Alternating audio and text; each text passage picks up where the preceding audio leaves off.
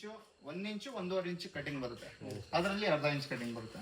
ಒಣಾನು ಅಷ್ಟೇ, ಇಲ್ಲಿ ಗೇರ್ ಐತೆ ಚೇಂಜ್ ಮಾಡ್ಕೊಂಡ್ರೆ ಸಣ್ಣ ಉದ್ದ ಅಂತ ಬಂದ್ಬಿಡುತ್ತೆ. ರಿವರ್ಸ್ ಅದೇ ತರ ನಾನು ಜಾಮ್ ಮಾಡಿ ತೋರಿಸ್ಕೊಡ್ತೀನಿ.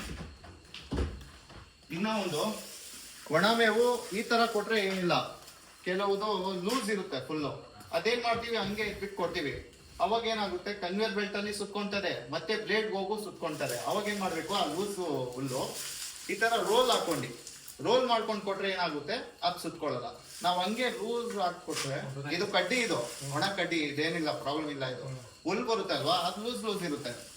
ಕೆಲವು ಜನ ಏನ್ ಮಾಡ್ತಾರೆ, ಅದು ಹಂಗೆ ಹಾಕ್ಬಿಡ್ತಾರೆ, ಅವಾಗ ಜಾಮ್ ಆಗ್ಬಿಡುತ್ತೆ. ಟೈಟ್ ಮಾಡಿ ಹಾಕಿದ್ರೆ ಏನು ಪ್ರಾಬ್ಲಮ್ ಆಗಲ್ಲ.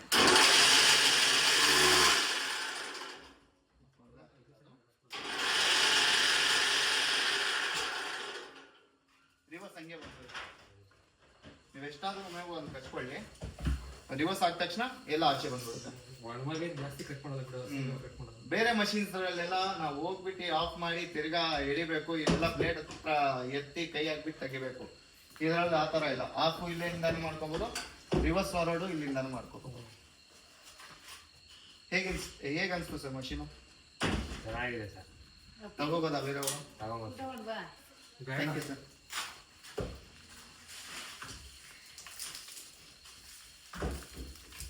ಒಣ ಹುಲ್ಲು, ಹಸಿ ಹುಲ್ಲು ಅರ್ಧ ಇಂಚು ಆಗಿದೆ, 1 ಇಂಚು ಆಗಿದೆ.